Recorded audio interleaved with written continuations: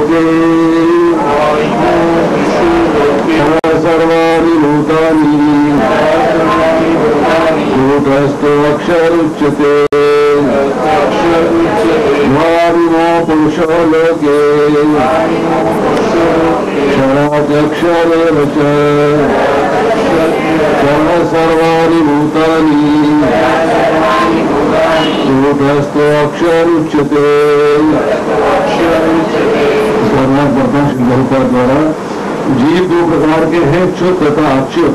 भौतिक जगत में प्रत्येक जीव च्युत क्षर होता है, आध्यात्मिक जगत में प्रत्येक जीव अच्युत अक्षर कहलाता है। श्लोक संख्या 17।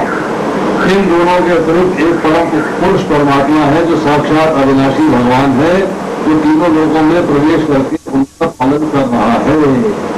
श्लोक संख्या 18। क्योंकि मैं क्षर तथा अक्षर दोनों के परे हूँ और चूंकि मैं सर्वश्रेष्ठ हूँ, अतः मैं इस जगत में तथा वेदों में परम पुरुष के रूप में विख्यात हूँ। श्लोक संख्या 19। जो कोई भी मुझे संशय रहित होकर पुरुषोत्तम भगवान के रूप में जानता है, वह सब कुछ जानने वाला है। अतः हे भरत पुत्र, वह व्यक्ति मेरी पूर्ण भक्ति में रत होता है। श्लोक संख्या 20। हे अनंत, ये वैदिक शास्त्रों का सर्वाधिक गुप्त अंश है, जिसे मैंने अब प्रकट किया है। जो कोई इसे समझता है वह बुद्धिमान हो जाएगा और उसके प्रयास पूर्ण होंगे। हरे कृष्ण। परंतु वहां से गिर गए, मतलब इस भौतिक संसार में आ गए। और दूसरे वो जो आध्यात्मिक धाम में हैं और अपनी पोजीशन से नीचे नहीं गिरते, वही रहते हैं। इन दो जीवों की चर्चा हो रही है।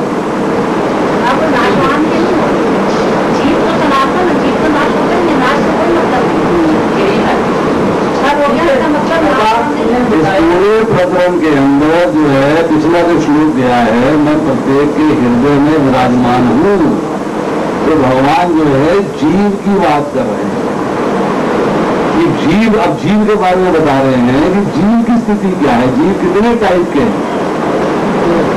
जीव की वैरायटी बताई कि जीव दो किस्म के हैं। एक किस्म है जो कि गिर के नीचे चुप होकर अपनी पोजीशन से, अपनी स्थिति से गिर के नीचे इस ब्रह्मांड में आ गया है, मतलब 14 भूमों के अंदर किसी न किसी ब्रह्मांड में वो चला गया।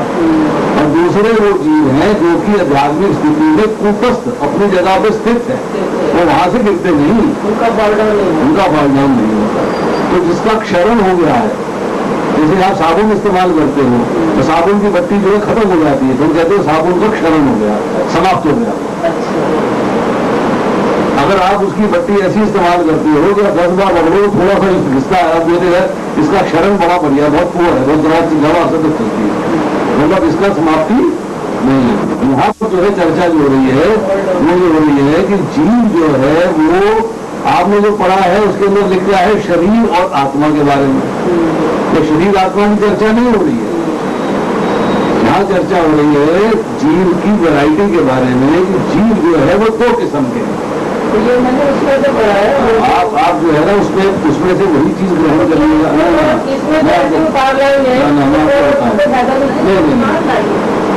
सुनिए, मैं आपको बताता हूँ, अल्टरनेटिव ये मैं आपको तरीका बताता हूँ।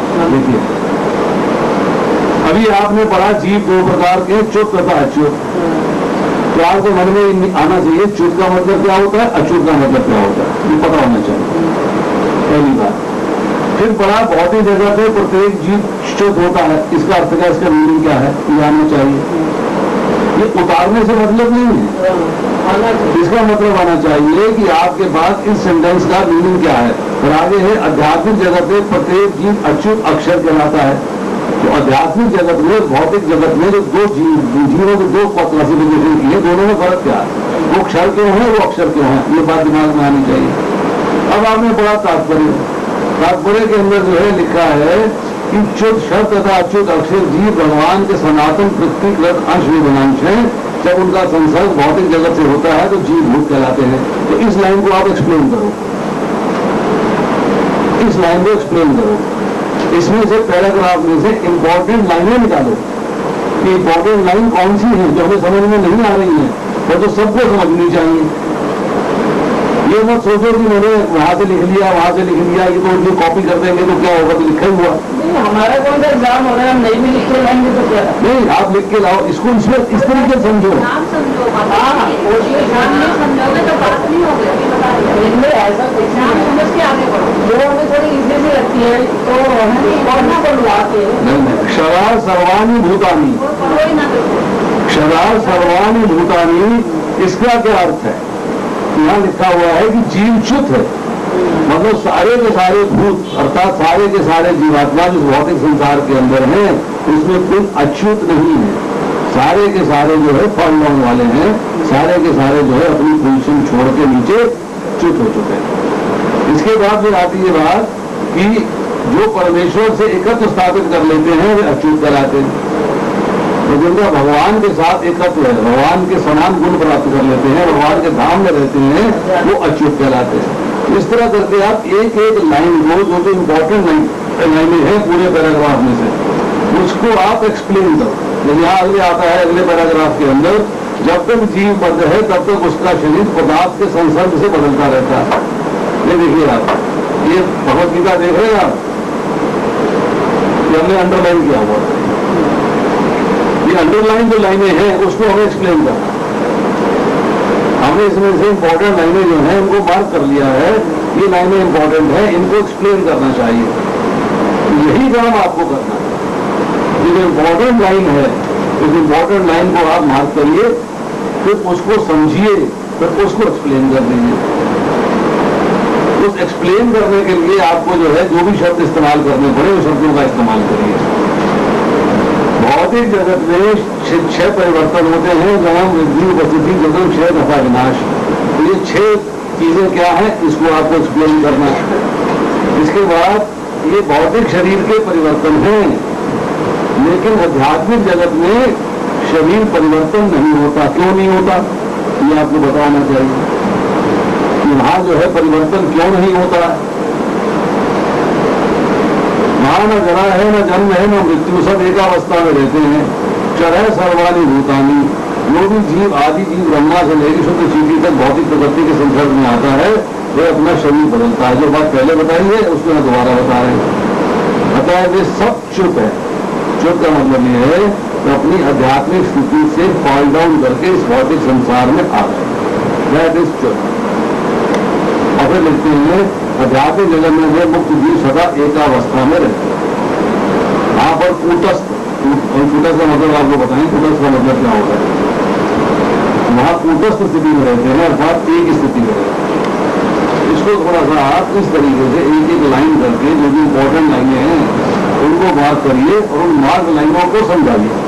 और शरीर पूरी आत्मा का ही बना हो। हाँ, यस। वहां भौतिक शरीर नहीं है, इसलिए उसमें परिवर्तन नहीं है।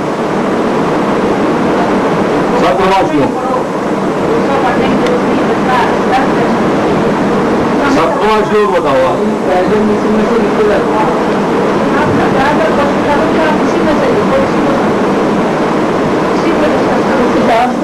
कमरे में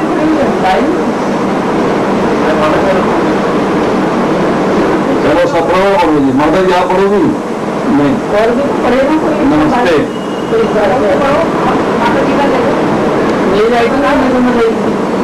किताब ले लो। क्षरा सर्वाणी भूतानि मुक्त अक्षर।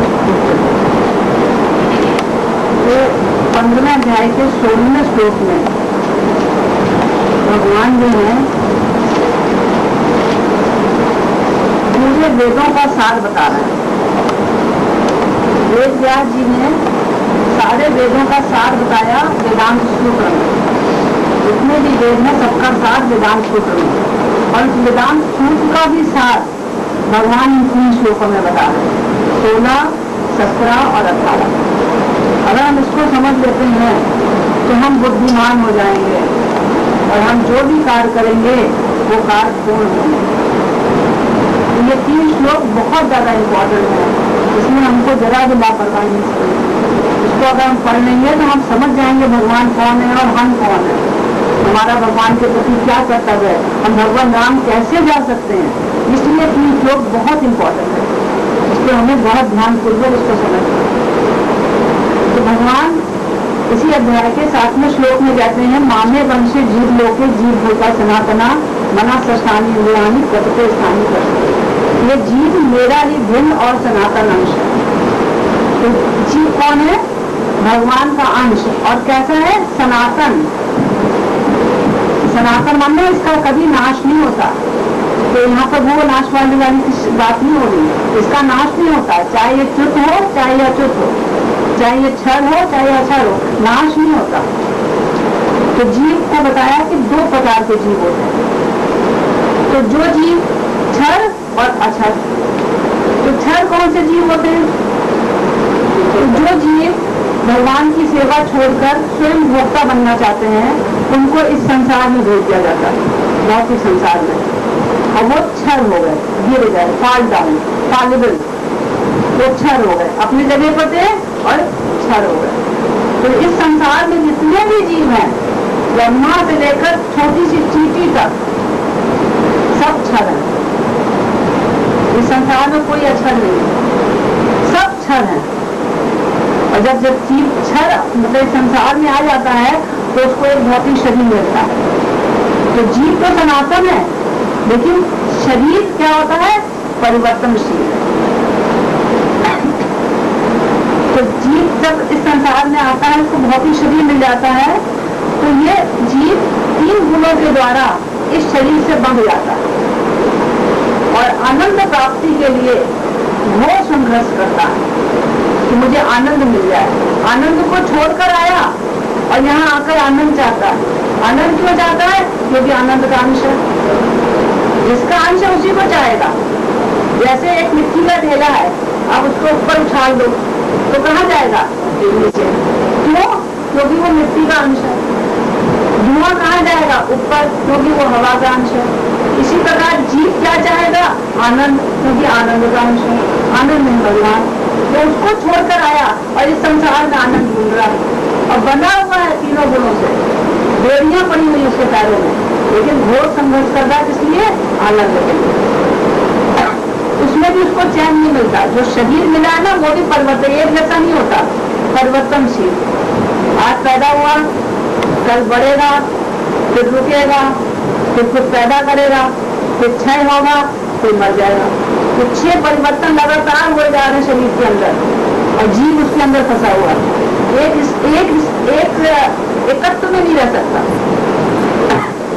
और इसके अलावा जब मर जाता है तो दूसरा शरीर धारण करो, दूसरे से तीसरा, तीसरे से चौथा, चौथे से 5वां, इस प्रकार लगातार शरीर धारण करता रहता है। 84 लाख योनियां, तो कई बार एक योनि भोगता है। तो जैसे एक बार मनुष्य बना, उसको तो अच्छा खाना पीना सब मिल रहा है, और दूसरा बार मान लो सुअर बन गया तो मल खा रहा है। तो उसको कितनी ज्यादा यातनाएं हैं, लेकिन उसको वही अच्छा लगता है, उसी में आसक्ति हो जाती है और उसी के अंदर आनंद ढूंढता है। इसलिए ये चीज जो है क्षर है, ये कभी उभर नहीं पाते, इनको सबको क्षर कहते हैं। और अक्षर कौन है? अक्षर जो कि अपने धाम में ही है, आध्यात्मिक जगत में ही है, उनका क्षर नहीं हुआ, फॉल डाउन नहीं हुआ। क्यों? क्योंकि वो भगवान से जुड़े रहे, भगवान की सेवा में लगे रहे। उनको कूट स्था कहते हैं। कूट क्या होता है? कूट होता है एक बहुत बड़ा लोहे का टुकड़ा, बहुत भारी होता है, और उसके ऊपर लोहार दूसरा लोहा गर्म करके उसके ऊपर कूटता है। तो जिस लोहे को कूटता है वो तो टूट जाता है, लेकिन जो नीचे का पत्थर जिसके ऊपर कूट रहा है वो उसके ऊपर कोई चेंज नहीं आता, ना वो अपनी जगह से हिलता है, ना उसमें कोई परिवर्तन आता है, वो कूट कहलाता है। इसी प्रकार जो आध्यात्मिक जगत में जीव है वो कूट स्थान, वो अपनी जगह से गिरते नहीं, वहीं रहते हैं भगवान के धाम में। और उनका शरीर कैसा होता है? आध्यात्मिक, सत्य, चित्त, आनंद से बना शरीर होता है। उस शरीर में कोई परिवर्तन नहीं होता। इस शरीर में तो 6 परिवर्तन बताए, उस शरीर में कोई परिवर्तन नहीं होता। इस शरीर में 3 गुणों से बना होता है, वहां पर 3 गुण नहीं होते, भौतिक गुण, वहां पर आध्यात्मिक गुण होते हैं। तो जीव के पास 8 आध्यात्मिक गुण होते हैं। पिछली बार बताया था आपको, कौन कौन से, किसी को याद है? 8 आध्यात्मिक गुण बताए थे कि जीव के पास होते हैं, जो कि भगवान के पास भी है।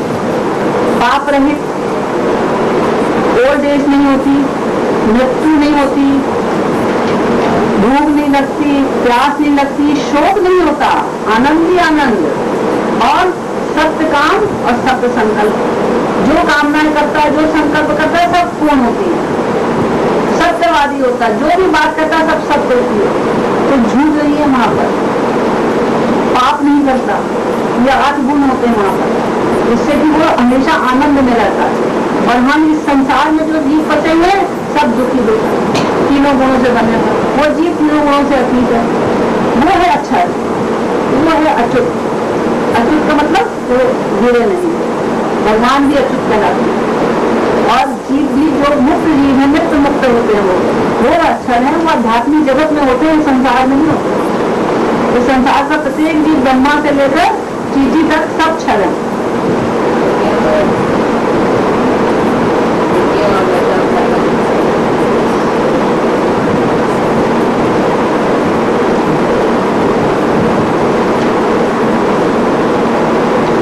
दूसरे श्लोक में भगवान क्या कहते हैं? उत्तमा पुरुषा तो अन्य परमात्मा इति उदाहरण। इन दोनों के अतिरिक्त एक परम पुरुष भी है, एक और परम पुरुष है, जो कि इन दोनों से श्रेष्ठ है। इस संसार में बता रहे हैं कि 2 तो है, एक क्षर एक अक्षर, इसके अलावा भी एक और पुरुष है जो कि इन दोनों से श्रेष्ठ है। वो कहलाता है परमात्मा। वो है परमात्मा। परमात्मा कौन है? भगवान के स्वांश है, भगवान के अंश है, स्वांश। वो और जीवात्मा कौन है? भगवान का भिन्नांश है, भगवान से अलग है, भगवान के जैसी क्वालिटी है, लेकिन भगवान जितनी नहीं है, थोड़ी सी नहीं। जीव अलग है और भगवान बेगुण है। जैसे समुद्र और समुद्र की एक बूंद, इतना फर्क है। इतनी क्वालिटी भगवान के अंदर है, उतनी जीव के अंदर भी है, लेकिन क्वांटिटी कितनी है? समुद्र और समुद्र की एक बूंद, इतनी कम क्वांटिटी होती है, गुणों की मात्रा इतनी कम है पूरी मात्रा है, होती पूरे गुण वाली है। क्वालिटी में क्वालिटेटिवली सेम और क्वांटिटेटिवली बिल्कुल फर्क है। तो ये जो परमात्मा है ये अविनाशी है, इसका नाश नहीं होता इस परमात्मा का, ना इसके शरीर का नाश होता है। ये जो परमात्मा जीव के साथ रहता है इसका नाश नहीं होता। और यो लोक प्रेम आमिष, ये 3 लोगों में प्रवेश कर जाता है। और उसके बाद क्या करता है? विवर्त माने सबका पालन करता है। सबका पालन कैसे बताया था? पिछले श्लोकों में यही हुआ, कैसे भगवान पालन करते हैं। भगवान कहते हैं यदा आदित्य कदम तेजो, सूर्य का तेज, चंद्रमा का तेज, अग्नि का तेज मुझसे निकल रहा है। सारे अन्न, सारी वनस्पतियां, सारे फल, सारी सब्जियां मुझसे हो रही हैं। खाने को पकाने के लिए, कच्चा अन्न कोई नहीं खा सकता, पकाने के लिए अग्नि की जरूरत है। अब खाने में खा लिया तो पचाने के लिए भगवान अग्नि के रूप में अंदर प्रेजेंट है। भगवान 10 प्रकार की वायु के रूप में अंदर प्रेजेंट है, जो सारे शरीर के कार्य करती है। सांस लेना, सांस निकालना, पचे हुए खाने को पचाना और फिर अलग अलग उसको अंगों में भेजना, उसके रस को छींक मारना, डकार लेना, हल्के बंद करना, खोलना, शरीर सुखोलना, फैलाना और अपचे भोजन को बाहर निकालना, गर्भ को बाहर निकालना, ये सारे कार्य कौन कर रहा है? वही 10 प्रकार की वायु। तो हम तो पूरी तरीके से भगवान पर डिपेंडेंट है। हम 1 मिनट के लिए भगवान से कह दें हम अलग होकर अपना कार्य कर सकते हैं तो नहीं। सांस हम बिना भगवान के कैसे ले सकते हैं? वायु ही नहीं होगी, हवा नहीं होगी, सांस कैसे होगा? और वायु किसकी शक्ति है? भगवान। सूरज नहीं होगा तो पत्तियां, पेड़ पौधे कैसे खाना बनाएंगे? सब मुरझा जाएंगे। तो हम कैसे बिना पेड़ पौधों के जिंदा रह सकते हैं? तो हम पल पल पर डिपेंडेंट है भगवान। इस प्रकार भगवान हमारा भरण पोषण करते हैं। ये विभक्ति का मतलब। तो ये परमात्मा के रूप में आकर भगवान तीनों लोगों में प्रवेश करते हैं और हमारा भरण पोषण करते हैं। और वो अव्यक्त अविनाशी ईश्वर है, ये परम पुरुष है। तो 2 पुरुष हो गए, एक क्षर, एक अक्षर और एक परम पुरुष हो गए।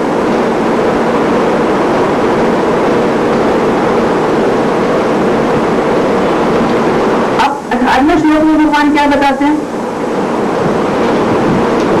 चूंकि मैं क्षर अक्षर दोनों से परे हूँ और चूंकि मैं सर्वश्रेष्ठ हूँ, अतः मैं इस जगत में तथा वेदों में परम पुरुष के रूप में विख्यात हूँ। अब भगवान और डिटेल में अपने बारे में बता रहे हैं। अभी तो अपना जीव बता दिया, जीव मेरा भिन्न अंश है और इसके दो रूप हैं, एक क्षर एक अक्षर और एक परमात्मा है जो कि मेरा स्वांश है। वो पहले जीव वाले वो भिन्नांश है, ये मेरा स्वांश है। अब भगवान और डिटेल में अपने बारे में बता रहे हैं कि मैं क्षर और अक्षर, इस संसार में जो भी क्षर जितने भी प्राणी है सबसे मैं अतीत हूँ, और उस संसार में आध्यात्मिक जगत में भी जितने प्राणी अक्षर उनसे भी मैं श्रेष्ठ हूँ, इसलिए मैं सर्वश्रेष्ठ हूँ, परमात्मा से भी ज्यादा श्रेष्ठ है। ये भगवान अपने बारे में आपको बता रहे हैं कि मैं सर्वश्रेष्ठ हूँ, इसलिए मुझे क्या कहते हैं? पुरुषोत्तम, पुरुषों में उत्तम। जितने भी पुरुष हैं, क्षर अक्षर और परमात्मा, इन सब में उत्तम कौन है? भगवान श्री कृष्ण। मैं भगवान कह रहे हैं।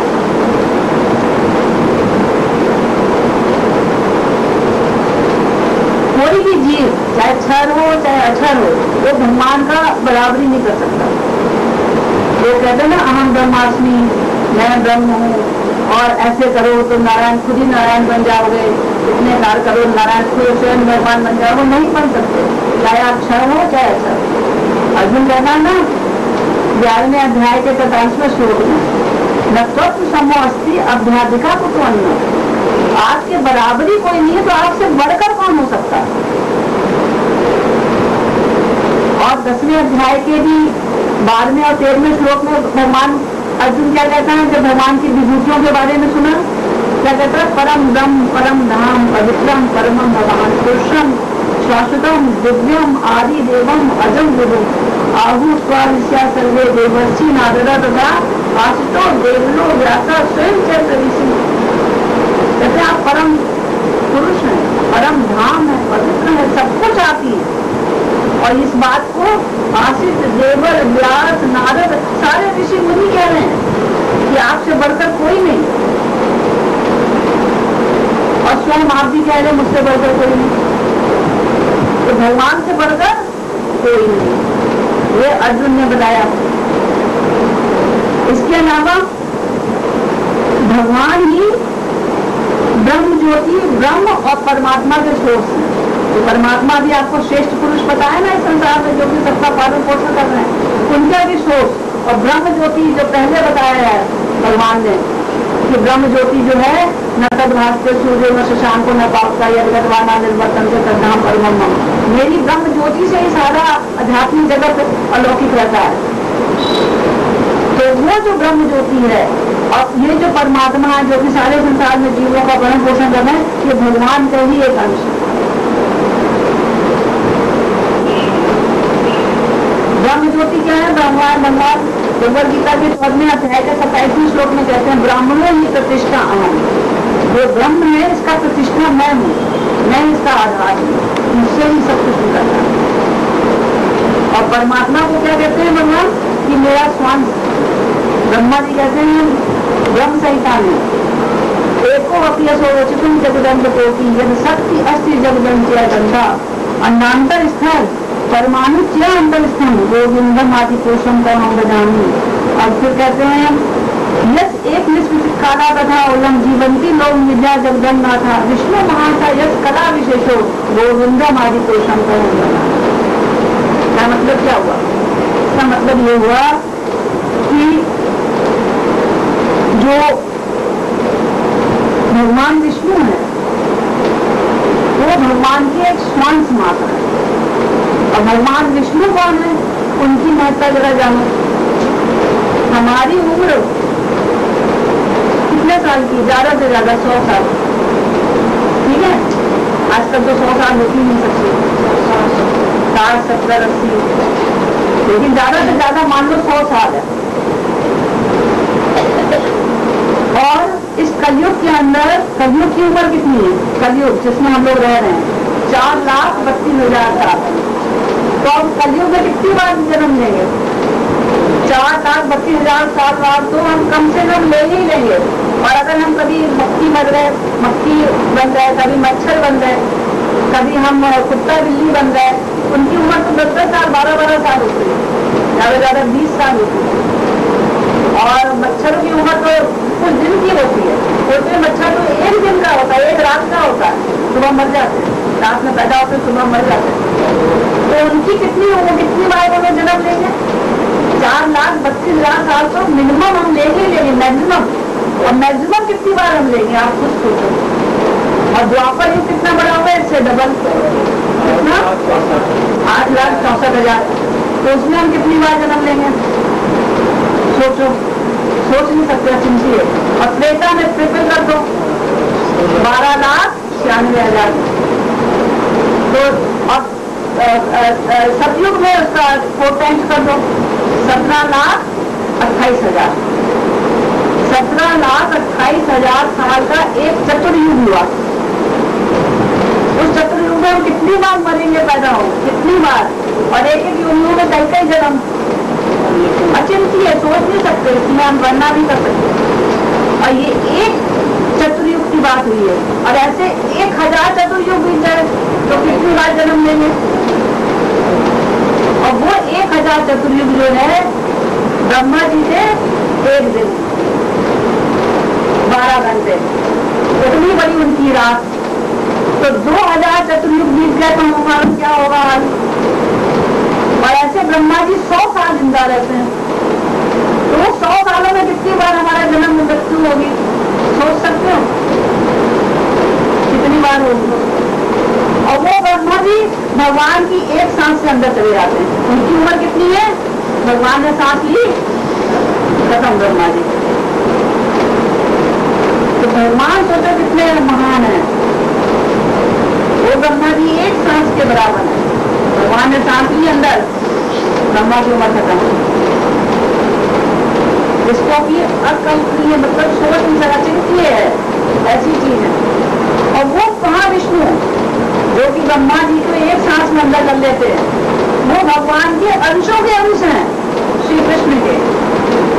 श्री कृष्ण के अंशों के अंश, स्वांश है, कला है, एक कला मात्र। अंशों के अंश को कला कहते हैं। कृष्ण के अंश बलदेव, बलदेव के अंश संकर्षण, संकर्षण के अंश नारायण, नारायण के अंश महाविष्णु, महाविष्णु के अंश गर्भोदकशाही विष्णु, गर्भोदकशाही विष्णु के अंश क्षीरोदकशाही विष्णु, जो कि परमात्मा है, जो अंदर बैठे हैं। तो परमात्मा एक भगवान का एक कला मात्र है। उनका अभी वही माता जी ने कहा बताया था कि परमात्मा का अंश मैं, परमात्मा का अंश नहीं, भगवान परमात्मा तो भगवान की एक कला मात्र है। ये कहना अपराध हो जाता है। भगवान कितने महान है कुछ तो भगवान वही अपने बारे में बता रहे हैं कि मैं ही सबसे श्रेष्ठ हूँ, इसलिए मैं पुरुषोत्तम नाम से हूँ। भागवत में भी क्या कहते हैं? वदंती तत्व विदा सत्यम यज्ञान मध्यम ब्रह्मेति परमात्मेति। भगवान की शब्द से भगवान को 3 अवस्था में समझा जा सकता है। ब्रह्म मतलब ब्रह्मज्योति, परमात्मा मतलब भगवान का एक अंश, एक स्वांश, और भगवान स्वयं। 3 अवस्थाओं में भगवान को जान सकते हैं। एक काम करा उनका कृष्ण भगवान से, कृष्ण ही भगवान है और कोई नहीं। बाकी सब उनके अवतार, जितने भी भगवान के अवतार है, सब उनके अवतार हैं, उनके अंशों के अंश हैं। और स्वयं भगवान कौन है? श्री कृष्ण। सब कारण कारणम, सारे कारणों के कारण, उनका कारण कोई नहीं। भगवान कहते हैं पिता हम अस जगतोन्मुखा माता धाता पितामह। मैं इस जगत का पिता हूँ, मैं इस जगत का माता हूँ, इस जगत को पालन पोषण करने वाला हूँ, और इस जगत के पिता का भी पिता हूँ। ब्रह्मा जी पिता है तो उनके भी पिता हूँ मैं। भगवान से बढ़कर कोई नहीं। यही है वेदों का सार, यही वेदों का सार है। सबका सर्वाधिक भू अंश जो भगवान आपके श्लोक में बताएंगे कि मुझको समझ लेगा जो जीव, और अपने को समझ लेगा कि उसकी क्या स्थिति है और मेरी क्या स्थिति है। जो ये समझ लेगा वो बुद्धिमान है। और वो क्या करेगा तब? वो समझ लेगा सीधे भक्ति में लग जाएगा सब कुछ छोड़कर। इस संसार से उसको विरक्ति हो जाएगी, इस संसार में नहीं रहना चाहेगा। अभी तो हम संसार में रह रहे, आसक्ति है, एक चीज मिल गई उसमें आसक्ति हो जाती है। ये धन मेरा है, कोई ले ना ले, चुरा ना ले, ये पुत्र मेरा है, इसको कुछ तोड़ ना जाए, ये घर मेरा है, कोई तोड़ ना दे, ये आसक्ति है। हमें पता ही हमें बांध रहा है पैरों से। हमारा कितने जन्म हुए, कितने पुत्र हुए, कितने माता पिता हमारे हमें याद है, इस जन्म का याद है, उसको पकड़ के बैठे और पुत्र ने बाद में निकाल दिया घर से। सब लोगों ने कितने वृद्धाश्रम बने, वहां जाकर देखे उनके कष्ट। तो हमें यहाँ भी संसार में आसक्ति को छोड़ना पड़ेगा। जब हम कब छोड़ लें, जब भगवान की महानता और अपने बारे में हम समझ लेंगे कि हम कौन है, क्षर इस संसार में कैसे रह रहे हैं और भगवान कहाँ है, कितने महान, जिनको छोड़कर हम आ गए।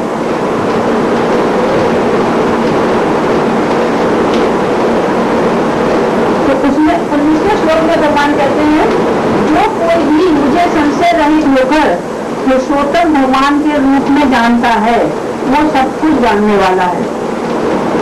अर्थात जिसको इन 3 श्लोकों का ज्ञान हो गया, क्षर क्या है, अक्षर क्या है, परमात्मा क्या है, ब्रह्मज्योति क्या है, भगवान क्या है, किसकी कौन सी पोजीशन है, जिसको इस बात का ज्ञान हो गया, क्या ज्ञान कि भगवान ही, श्री कृष्ण ही सुप्रीम पर्सनैलिटी ऑफ गॉड है, सबसे बड़े भगवान ही है।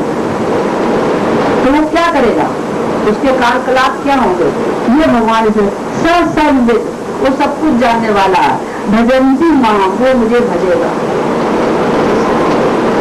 तो वेदों का असली तात्पर्य क्या हुआ, भगवान श्री कृष्ण की सुप्रीम पर्सनैलिटी ऑफ गॉड है, सबसे बढ़कर उनसे ऊपर कोई नहीं है।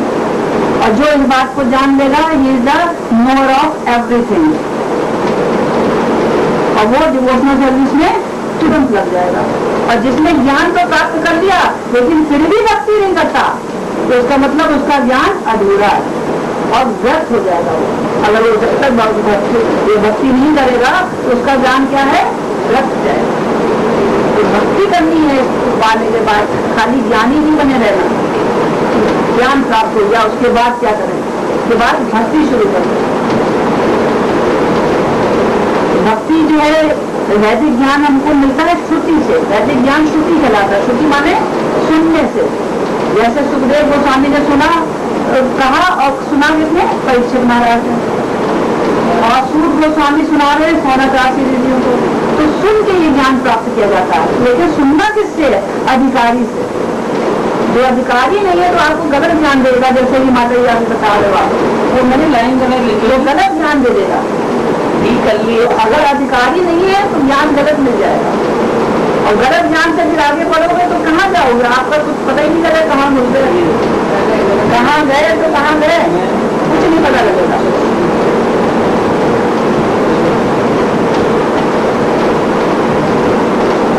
तो भक्ति का मतलब है कि यदि कोई कृष्ण कॉन्शियस हो जाता है तो पूर्ण रूप से तुरंत भक्ति में लग जाता है। इसका मतलब है कि उसने सारा वैदिक ज्ञान समझ लिया। जो कृष्ण की भक्ति में लग गया, उसका मतलब क्या हुआ, उसने सारा ज्ञान समझ लिया।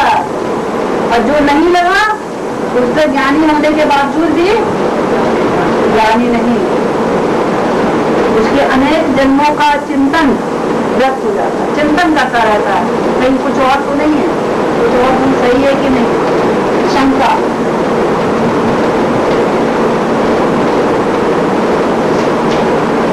अच्छा, 20वें श्लोक में भगवान क्या बताते हैं, इति भूतमं शास्त्रम इदम उत्तम न्यानस एतत् बुद्धिवा बुद्धिमान स्यात् तत्कुचा भारत। भगवान बता रहे हैं कि 15वां अध्याय जो है ये वेदों का सार है, वेदों का सर्वाधिक गुप्त अंश है 15वां अध्याय।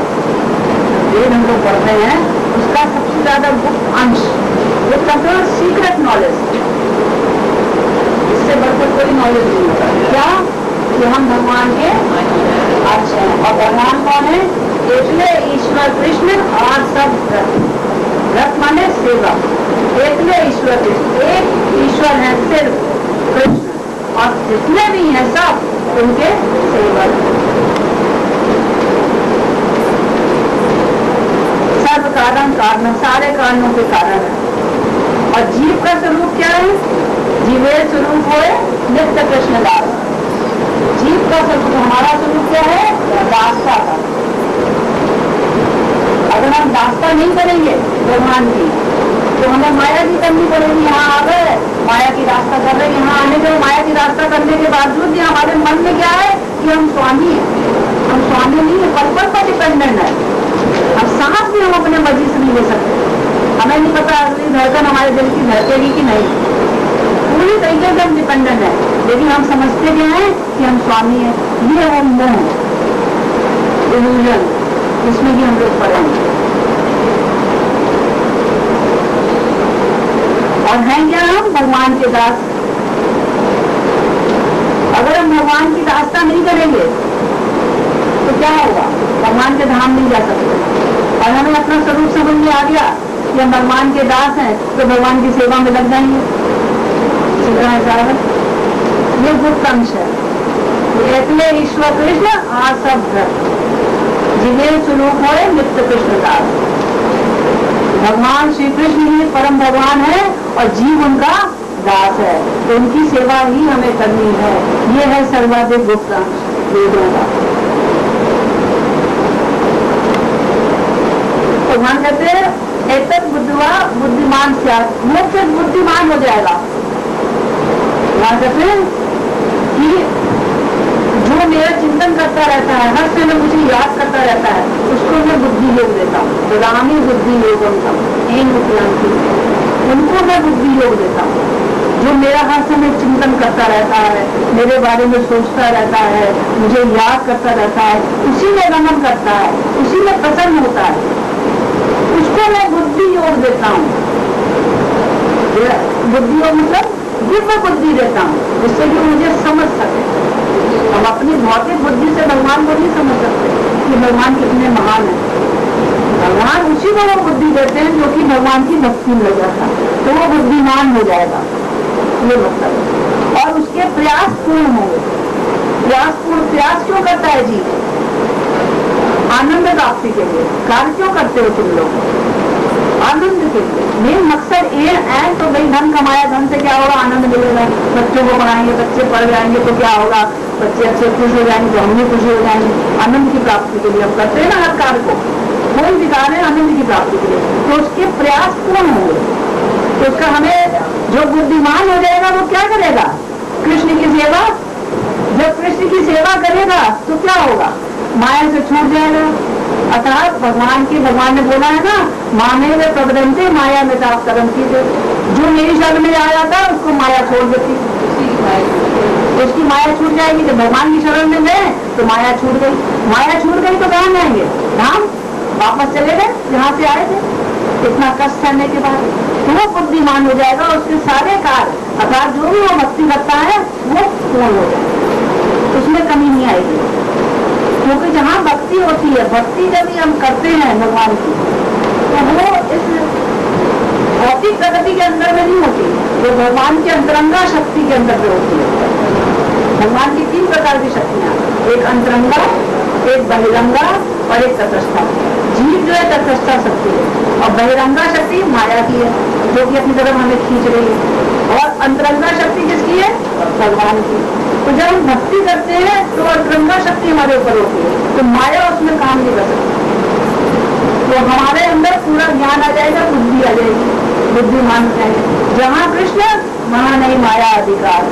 जहाँ कृष्ण आ गए, कृष्ण का नाम लो, कृष्ण नाम के अंदर है, शब्द के अंदर कृष्ण है। जहाँ कृष्ण का नाम लिया तो वहाँ पर माया दूर भागती है। जहाँ कृष्ण वहाँ नहीं माया अधिकार, जहाँ सूर्य वहाँ नहीं अंधकार। सूर्य है वहाँ पर अंधकार हो ही नहीं सकता। तो कृष्ण कहते हैं सूर्य के समान है और माया अंधकार के समान है। तो एक बार हमें भगवान की भक्ति करेंगे तो माया हमारी भाग जाएगी।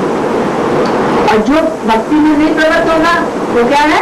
मूढ़, बुद्धिमान नहीं चलाएगा। और यहाँ पर एक वर्ड और प्रभुपाद जी ने स्पेशली बताया, अनग। अर्जुन को अनग कहा गया। अनग मतलब पाप रहित।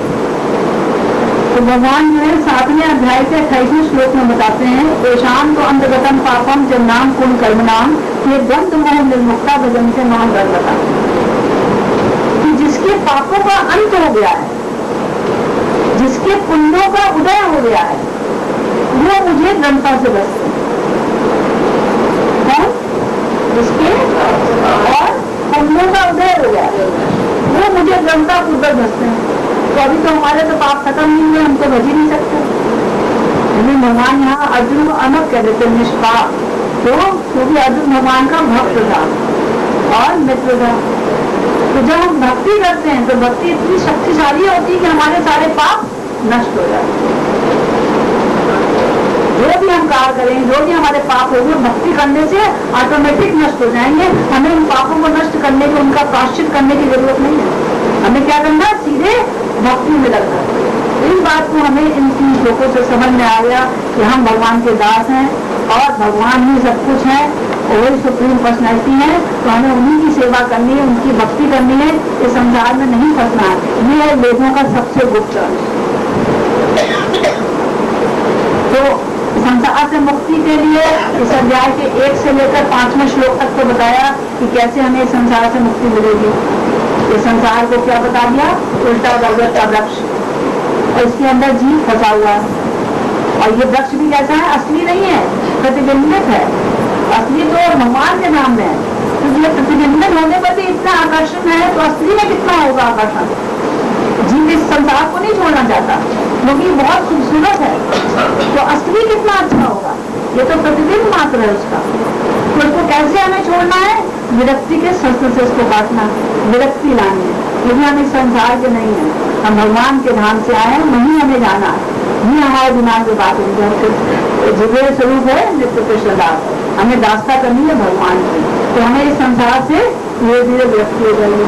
तो 6वें श्लोक से लेकर 20वें श्लोक तक भगवान ने वही बताया पुरुषोत्तम योग, तो कैसे भगवान को समझो। भगवान ने पहले अपनी महत्ता बताई कि मैं क्या हूँ, कैसे मैं तुम लोगों का सारा पालन पोषण कर रहा हूँ, और वेदों का आंतरिक अंत क्या हूँ मैं, वेदों के अंदर जो है गुप्त अंश क्या है, वो उसको समझो। तो वेद लिखने वाले भगवान कह रहे मैं हूँ, जिन्होंने वेद लिखा, मैं ही जानता हूँ वेद के बारे में, और वेदों के द्वारा जो जानने योग है वो मैं ही हूँ। तो ये चीज है वेदों के द्वारा जानने योग कि भगवान श्री कृष्ण ही ईश्वर कृष्ण है और कोई नहीं है।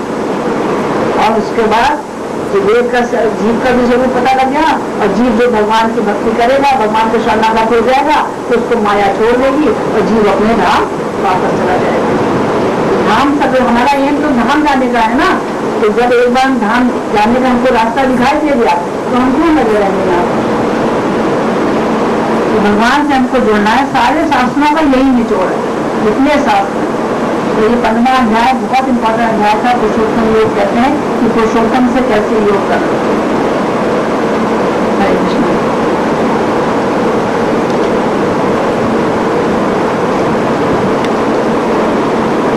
प्रश्न है,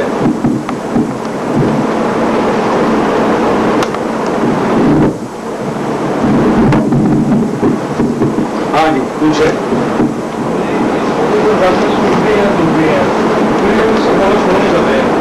तो भगवान के धाम में आनंद ही आनंद है, सुख ही सुख है, फिर वो छोटी यहाँ भी होंगे। वहाँ से बड़ी चीज वहाँ में वहाँ को भी अंदर यदि मैंने बताया था ना कि वहाँ से क्यों आए, वहाँ पे गया तो वहाँ और आएंगे तो आप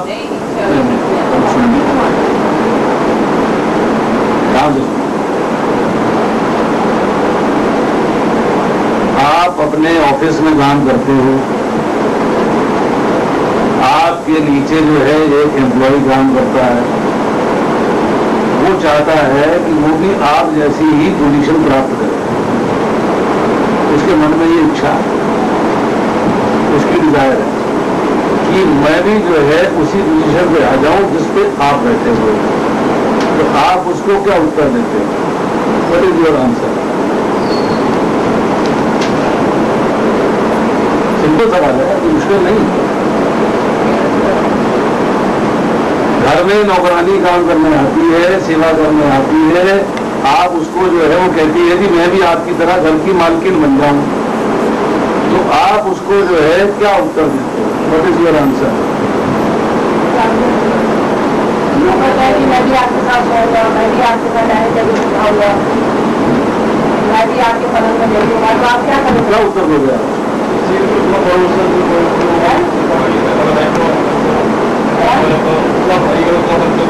पढ़ाई कहाँ से करें? आपका उत्तर है बड़ा एक लाइन में, एलिजिबिलिटी अटेन करो, पहले योग्यता प्राप्त करो, तब मेरे बराबर आ सकते हो, नहीं तो नहीं आ सकते। वो कहता है जी मैं तो आपके बराबर आना चाहता हूँ, डेरी कास्ट, मैं तो आपके बराबर, आपकी सीट के बराबर आना चाहता हूँ, डेरी कास्ट। तो आप क्या कहते हैं उसको? उसने जबरदस्ती सोच लिया कि मुझे आपकी पोजीशन में आके बैठना है, तो आप क्या बोलोगे?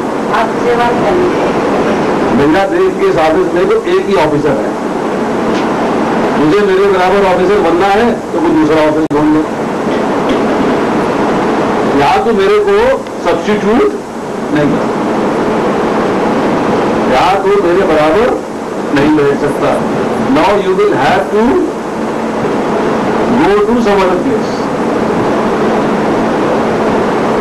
अब आपने जो है उसको जो है पोजीशन बता दी क्लियर कट कि तुम मेरी स्थिति में नहीं रह सकते, तुमको यहां से जाना ही। जीव जो है उसके पास भी फ्री विल है, स्वतंत्र इच्छा, क्योंकि भगवान के पास फ्री विल है। समुद्र में नमक है, एक बूंद में भी नमक है, भगवान के पास फ्री विल है, अब उनके अंश है, हमारे पास भी फ्री विल है, दोनों के पास फ्री विल है। हमने उस फ्री विल के द्वारा दो कार्य कर सकते हैं। नंबर एक, भगवान की सेवा में लगे रहें।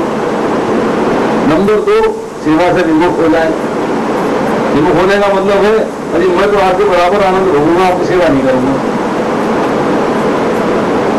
आई want to enjoy as you are enjoying, मैं आपकी सेवा नहीं करूंगा, मैं आपके बराबर आनंद प्राप्त करना चाहता हूँ, मैं आपके बराबर पोजीशन प्राप्त करना चाहता हूँ।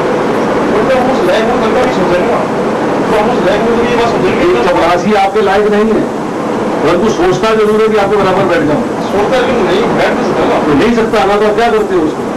हमने उससे क्या ठीक है, ये तो नहीं, आप क्या, अगर आपके पास पावर हो एक और ऑफिस बनाने की, आप क्या करोगे? भैया कुछ ऑफिस चले जाए,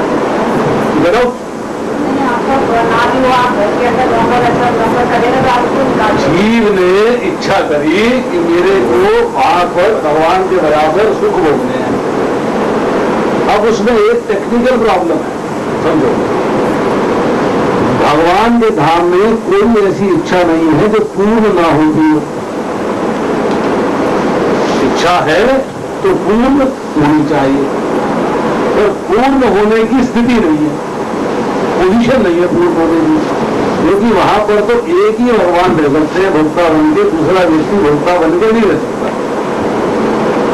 तो भगवान ने अल्टरनेटिव अरेंजमेंट कर दिया, भगवान की योग माया ने अल्टरनेटिव अरेंजमेंट किया, जीव का ट्रांसफर कर दिया। भैया तो भगवान के धाम से निकलकर ब्रह्मांड में आ जा, तो अपनी मर्जी का मालिक खुद है, जैसे मर्जी एंजॉय कर।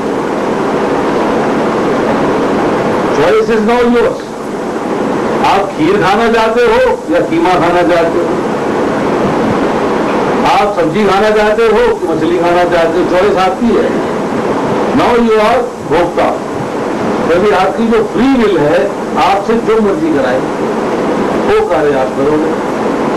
परंतु आपको भगवान के धाम के अंदर जो पोजीशन प्राप्त थी, जो आनंद प्राप्त था, वो आनंद यहां नहीं मिलेगा। यहां पर आनंद कैसे है? टेम्परेरी, शारीरिक सुख है, आत्मिक सुख नहीं है, शारीरिक सुख। अच्छा ठीक है, सवेरे उठे, बच्चा बस में चल गया ठीक से, यार मैं स्कूल जाने से बच गया, अब बच्चे की बस मिस हो गई, हाय हाय मुसीबत पड़ गई, मुझे ऑफिस भी जाना है और बच्चे को स्कूल भी छोड़ के आना है। सुख कितना मिला? टेम्परेरी। घर में आए, एसी चल रहा है, ठंडी हवा है, कूलर चल रहा है, ठंडी हवा है, गर्मी बड़ा गर्मी आनंद। घर में आए, आधा घंटा ठंडे में बैठे, आनंद आना शुरू हुआ, बत्ती चली गई और हाथ से पंखा कर रहे, और उसमें कहा सारा सुख चौपट हो गया। तो यहाँ जो सुख है वो सुख परमानेंट नहीं है। यहाँ जो सुख जो है शारीरिक सुख, शरीर को सुख मिल रहा है थोड़े अरसे के लिए, मन को सुख मिल रहा है थोड़े अरसे के लिए। आज आपने कहा अच्छा अच्छा अच्छा भाई चलो मुझे बातें पूरी कर लो, मेरी को लड़की मिल गई, अब शादी कर देते हैं, बहू आ जाएगी हमारी सेवा करेगी, आपको टेम्परेरी सुख की अनुभूति हुई। 3 महीने के बाद बहू ने घर से निकाल दिया, सवेरे शाम के क्लेश शुरू हो गए, झगड़े लड़ाइयां, मार पिटाई, कुत्तों को दावत, पुलिस में रिपोर्ट कर दी, उनसे दहेज मांगते, सारे घर वाले बंद हो गए। सुख रहा नहीं रहा।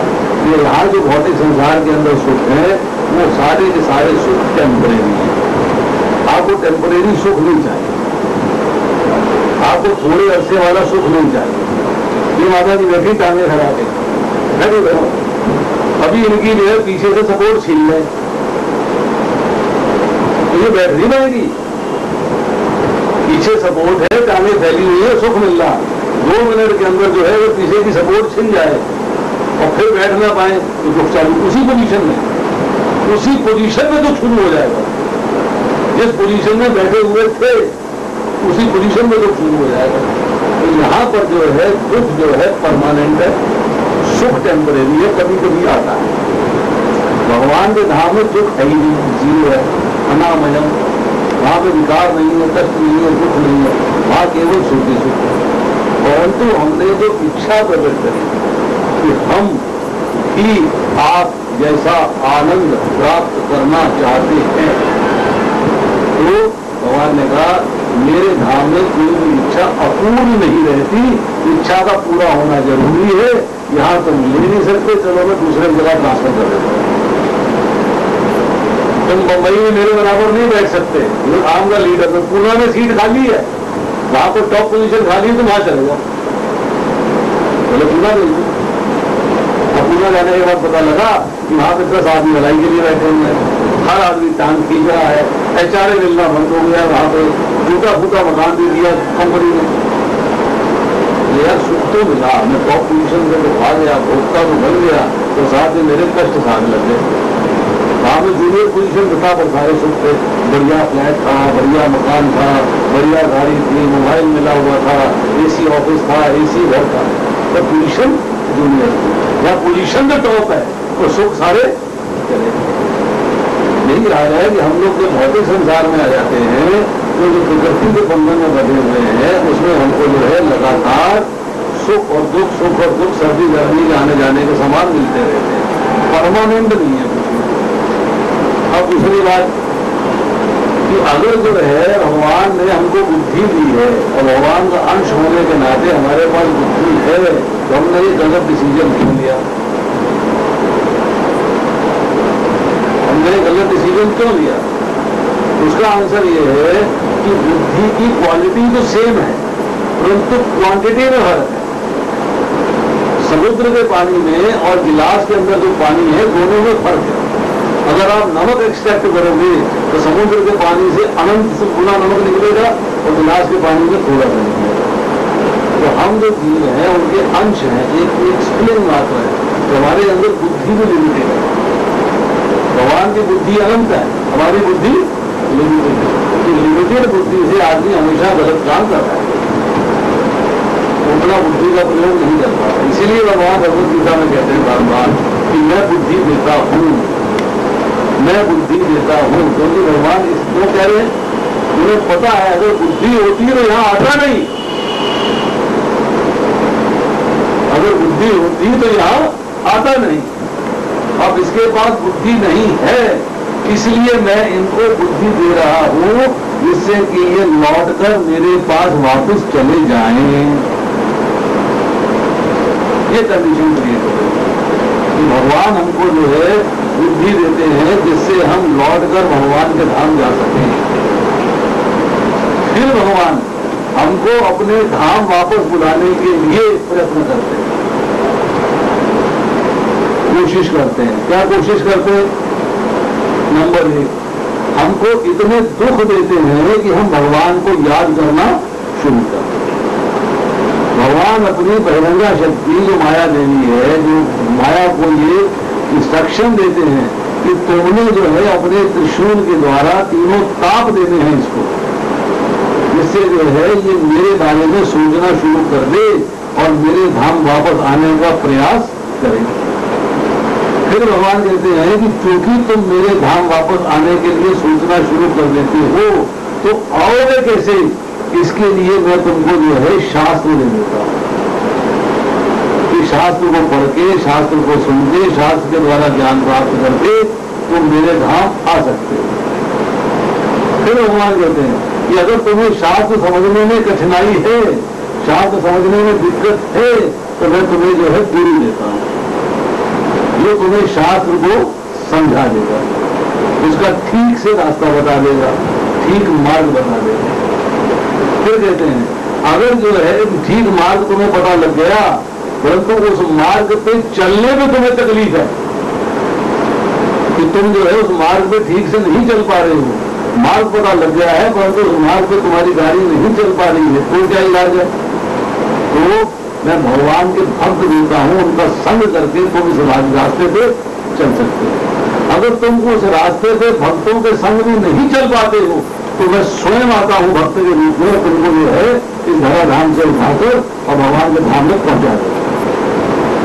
भगवान एक एक करके प्रयत्न करते हैं, आपको जो है चांसेस देते हैं, इस तरह नहीं, इस तरह, इस तरह नहीं, इस तरह, इस तरह नहीं, इस तरह, इस तरह नहीं, इस तरह आप उस मार्ग में चल सको और भगवान के धाम वापस पहुंचो। ये उनकी मर्जी है।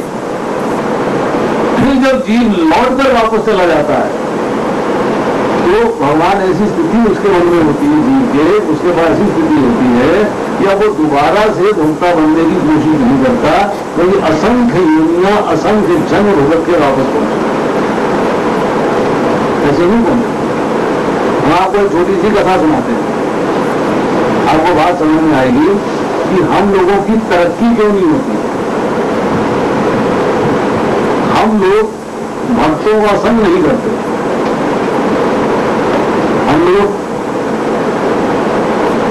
हम लोग क्लास करते हैं, 9 बजे आए, ये सारा कुछ मेरे द्वारा